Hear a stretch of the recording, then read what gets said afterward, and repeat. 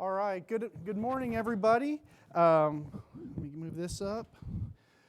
Good morning and welcome to our session on pig livability or survivability. And Noel Williams captured it well yesterday, the terminology, and we've probably have been using that a little bit interchangeably, but we'll talk about this topic really from birth to market. And yesterday we had a really good session more on the sow focus side. So this is to help complement that, looking at from birth to market, as I said. My name's Joel DeRushi. I'm a swine extension specialist at Kansas State University, and I'll be helping kick off this session as well as help moderating through our different speakers. And you can see in the program, and my last slide has our speaker lineup, and we're really excited to be able to have information as well as get some good industry experience, as well as some of the academic side on some research to help in this important area. I just first want to start out with, and Jason Ross characterized it yesterday, but we have a project, and really why this session was put together today was to not only focus on survivability, but to highlight some of the industry partners in kind of a group effort. I would say everybody in this room certainly works on pig livability. This isn't anything new in our industry by any stretch. But what I will say is that the Pork Board and FR put a lot of skin in the game in terms of funding a number of projects, students, and industry collaboration. And we're kind of approaching the end of year 4 of a year 5 funded project, and we want to just give an update and talk about some of the things going on. And we all understand the issue of livability or survivability in our industry. The reality is we are sitting at somewhere between 30 to 35% of the animals that we are all trying to produce never make it to market. And if this is any other business, if we're making widgets out of a factory, right, these are just unacceptable levels. And we all spend a lot of time and effort, and we all understand that. And there's a lot of dynamics that go into it. But ultimately, that's where we're trying to get to make sure that we collectively try and help work on this problem. So we've had a vast team over the last 4 years and a lot of multidisciplines on the academic side. And they're all up here, and they've been speakers yesterday. We have some Dr. Stewart speaking today as well.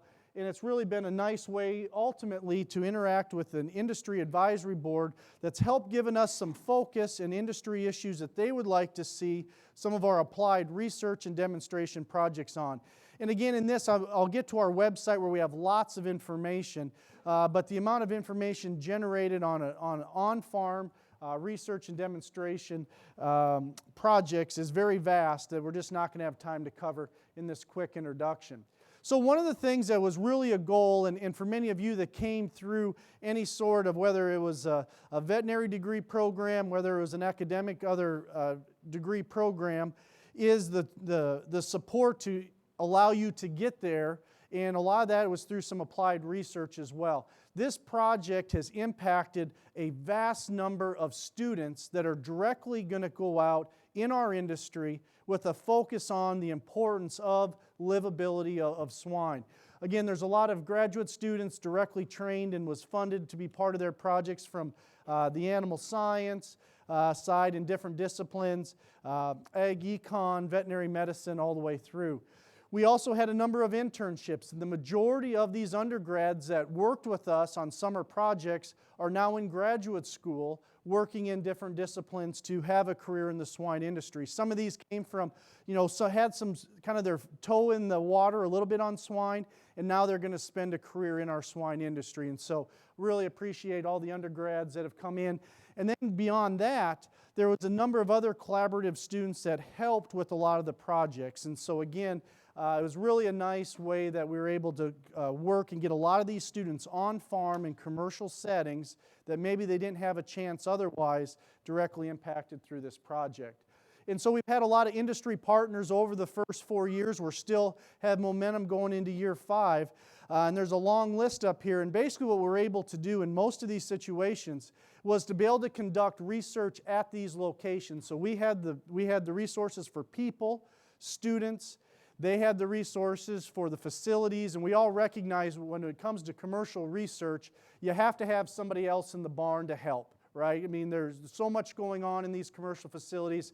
This is where we're able to complement together and really be able to hopefully generate information to have an impact for our industry.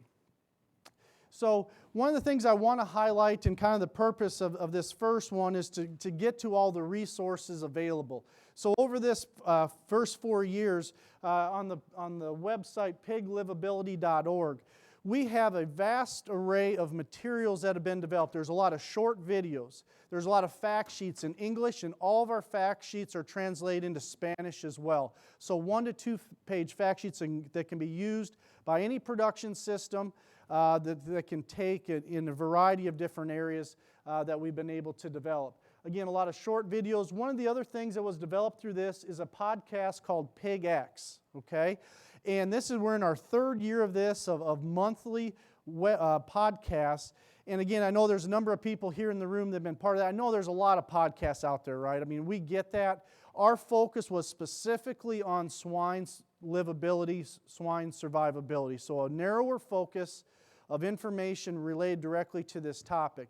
And so if you're a podcast person, we certainly encourage you to go look at this. We have a backlog now of over 30 podcasts or so that are available from a lot of our industry leaders. And again, those are not time dated. There's many of those topics are as relevant today as if they were cut 2 years ago. And so again, really encourage you to use that as a platform for not only yourselves, but other people in your vet clinics, in your businesses, on-farm production managers, anybody you feel relevant for certain topics, that's available, and we think we really have been very fortunate to have a nice lineup of information assembled that way. Also on the website, we have different buckets of information depending on the area of need that you have when it comes to pig survivability. So from feeding the sow, wean to finish survivability, we're kind of talking in that transition with nursery, individual pig care, training resources. So in these we have short videos, this is where the fact sheets are, all that type of information that's available that can be accessed at piglivability.org. Right at a year ago, or 11 months or so ago, we held an international conference on pig survivability. And all the information, all the speaker recorded sessions are up on the website as well. I know many of you were able to attend that. Obviously, many in here were not able to or didn't. But that information, we had about 33 talks from all sorts of discipline backgrounds, both some on the academics, but overwhelmingly these were industry speakers talking about this, and they were very blunt and honest about within their production systems, their ideas, their thoughts of how we needed to as an industry move forward. So again, most of those talks are not time dated as some things get. Those were as relevant today as they were last October. And again, it was highly successful. We had a number of registrants from 29 states, 175 different production companies, feed companies, industry businesses that attended. And so, again, we've been asked many times, when's the next one? We're in those discussions to figure out how we can probably have another type of conference, something similar that would be of need, that people would want information put together in a larger type of event. So for today, we have a really good lineup of speakers that are going to be, again, share a lot of information both from the academic side with Dr. Stewart, and then as we get into some of the on-farm production practices, we have speakers as well, and we'll do those introductions as we go through and wrap up with Lee Schultz from Iowa State. Again, he talked yesterday, if you're in that session, about the mortalities on the sow side, economic calculator. We have the same here on the wean to finish side that we're going to talk about and give that information. So what we'll do is as we go through, we'll try and do a question or two or three depending on how we're doing time-wise after each speaker. We also have time at the end for a panel discussion, and so we'll use the time that we have available for that. So with that, we're going to go ahead and transition to Dr. Kara Stewart. Kara is an extension reproductive physiology specialist at Purdue. She did her master's and PhD at NC State, and most importantly, she's a recent adjunct faculty at K-State, so we can claim you now as well. So with that, I'm going to turn things over to Kara to talk about how much we can move the needle in regards to colostrum. So let me get...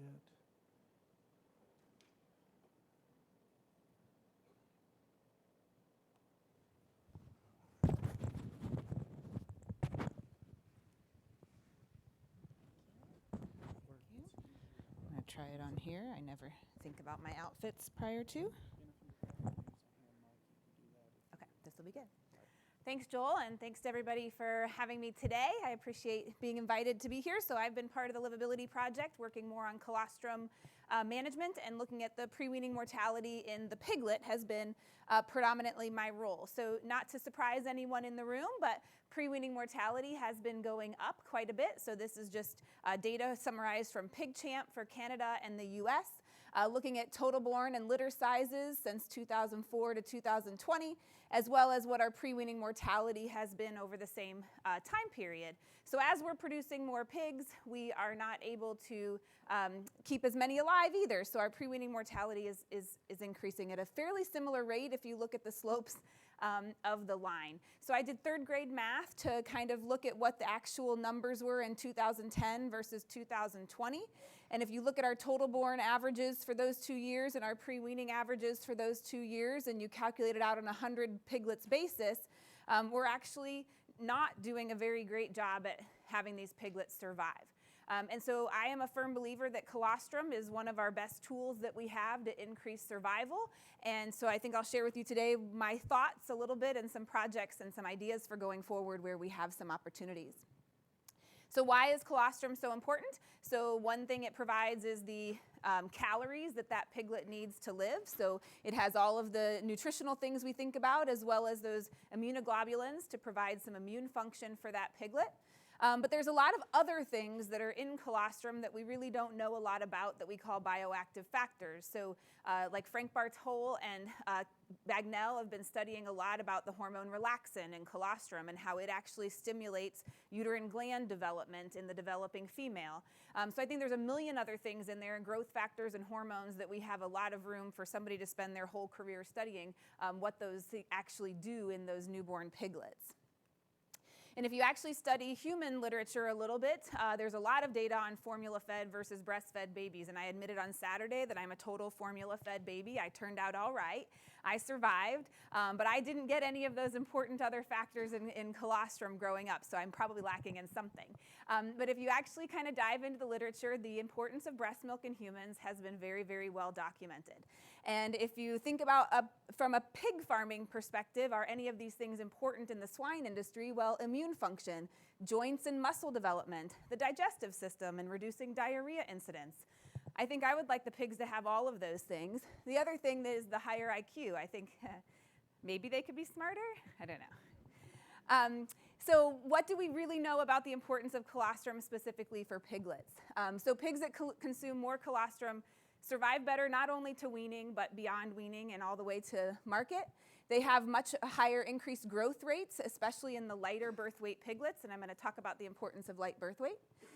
They have, as a productive female, they have more piglets born alive, and they have a younger age at puberty.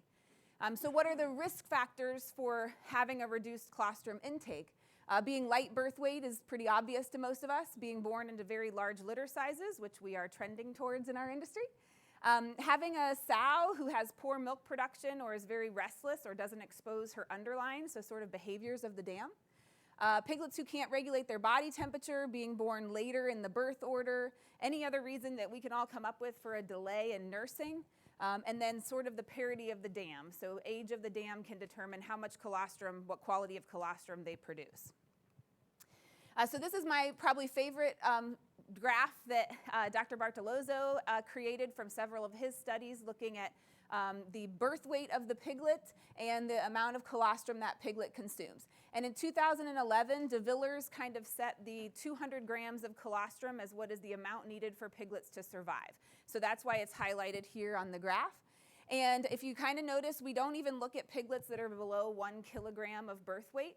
And I could argue that those piglets that are born at less than 1 kilo have other things that might be wrong with them. They're likely the intrauterine growth retardation type of piglet, and they may have things that colostrum can't fix. So I like to focus more on these 1 to 1.3 or 1.5 kilo piglets, and I think we have some opportunity here. So if you look here, the 1 to 1.3 kilo piglets that consume 200 grams or less of colostrum have a pretty high mortality rate. But if I can get those piglets to just drink more colostrum, their mortality rate becomes the same as the higher birth weight piglets into the 4% range. So this really drives home the message we have a lot of opportunity if we can get those pigs to just drink more milk.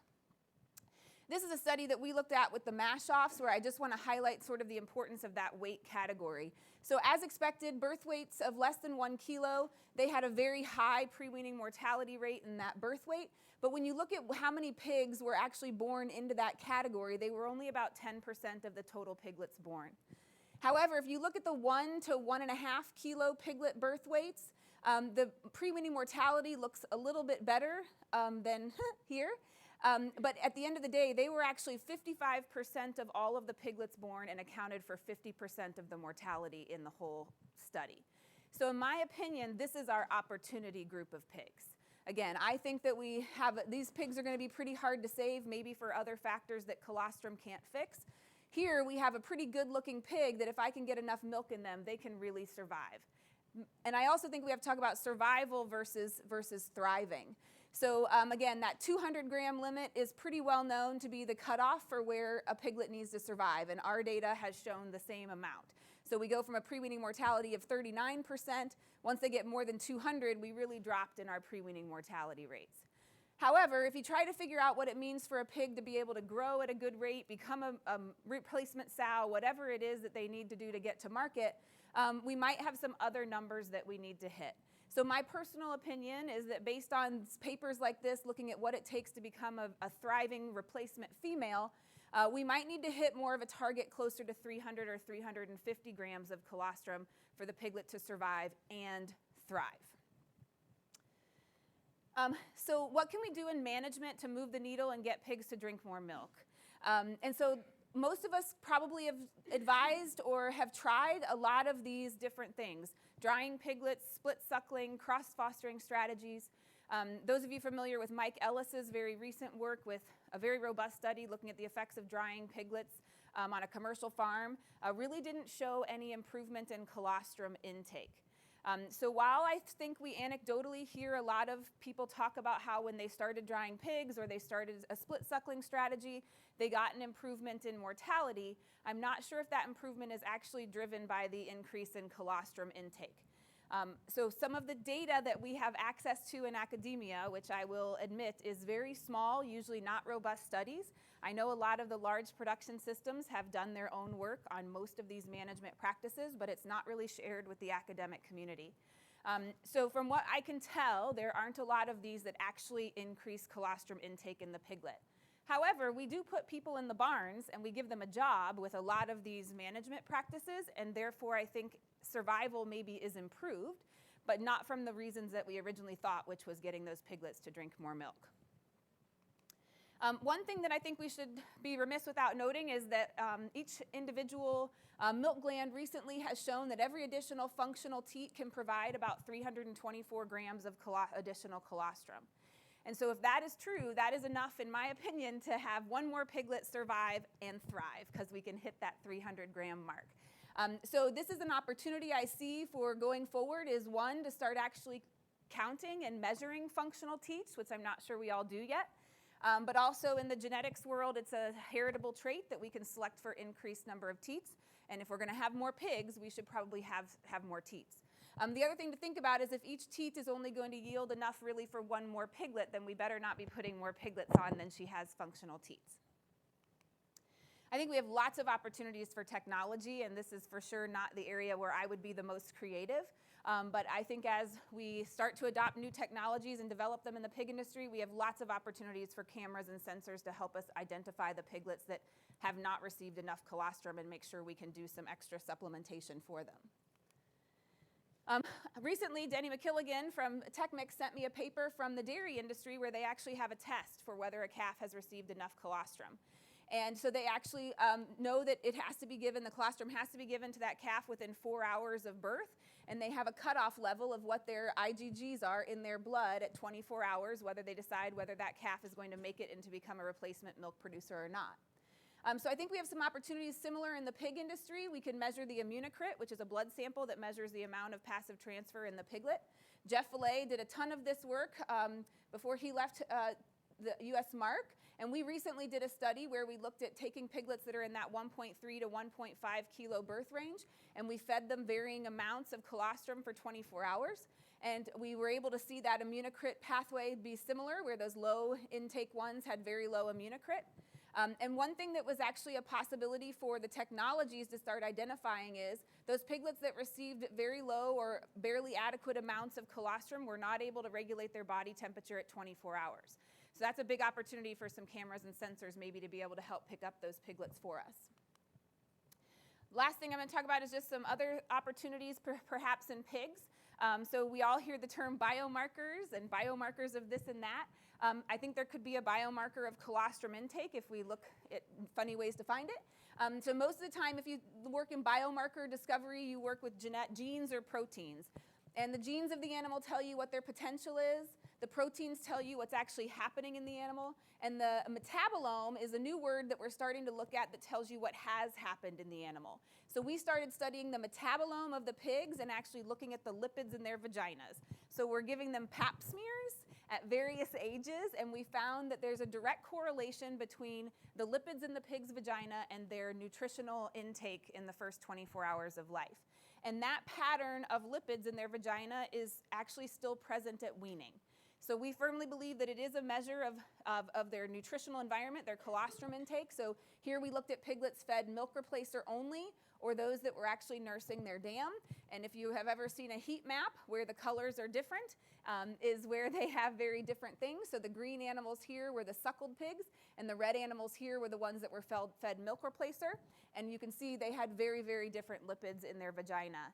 And we were able to follow this up with a commercial trial and follow sows through 2 parities and see that at weaning, the lipids in their vagina were different depending on how fertile they were. So I think we are still going to work in this area. We don't have a test available or anything yet, but we like the idea of not having to take a blood sample and trying to identify pigs that have consumed some colostrum. So as Joel said, nothing in academia happens for us without the assistance of lots of producers and friends. So thank you to everyone who's helped contribute to my role in the Livability Project, and thanks for having me here today.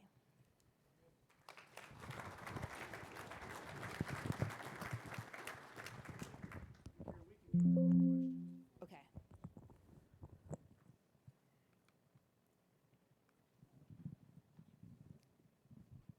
If you have any questions, we want to get the mic to you for the recording, so we can do a couple quick questions before we move on to the next speaker.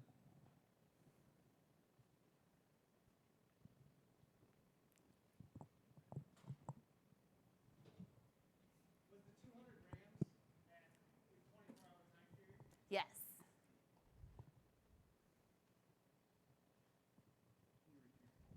Yeah, so he just asked if the 200-gram intake of colostrum was at the 24-hour time period, and that is true.